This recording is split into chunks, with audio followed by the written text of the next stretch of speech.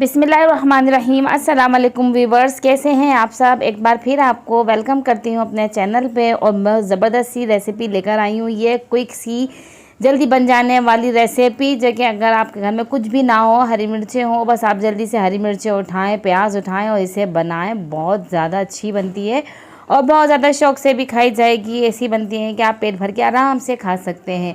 तो चैनल पे नए हैं तो चैनल को सब्सक्राइब करना ना भूलें, साथ ही बेल आइकन को भी प्रेस करें। वीडियो पूरी देखें बिना स्किप किए एंड तक।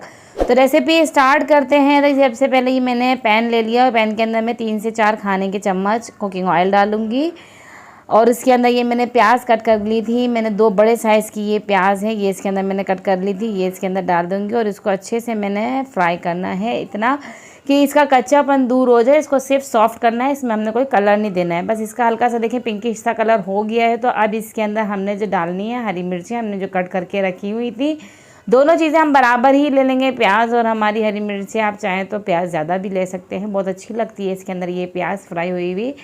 और जो तीखा कम खाते हैं तो वो मिर्चें कम कर सकते हैं इसके अंदर।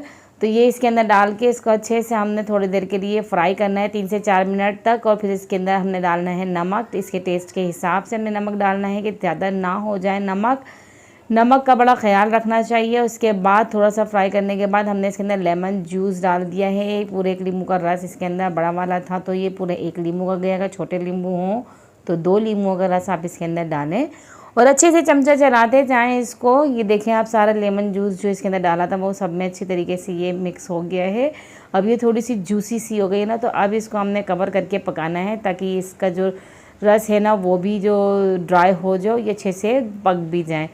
तो अब ये इसका कलर भी देखें बिल्कुल चेंज हो गया है, सारा जो पानी था वो ड्राई हो गया है। नींबू का, मिर्चों का जो भी पानी था वो सब ड्राई हो गया है और ज़बरदस्त सी हमारी मिर्ची प्याज की तरकारी जो है बिल्कुल रेडी हो गई है। ये ज़बरदस्त सी रेसिपी है जो मैंने आपके साथ शेयर की। आप इसे ज़रूर बनाएं, कुछ ना होना खाने के लिए तो ये बेस्ट है। और जब आप एक दफ़ा बनाएंगे ना तो आपका बार बार बनाने का दिल चाहेगा।